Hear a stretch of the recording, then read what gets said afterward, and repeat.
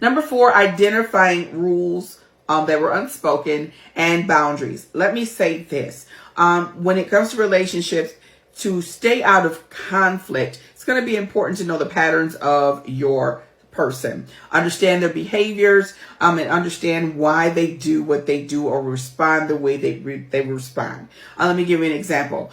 You can have a person, let's deal with boundaries, right? They grew up in a family that he had 5 or 6 siblings.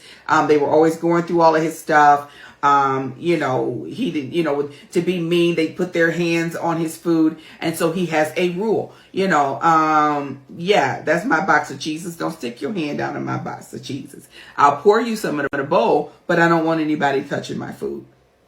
It's understandable. It's a pattern. But why? Because of what was done to him. All right. He's going to be that way. You got to understand his unspoken rule and then stay in that boundary.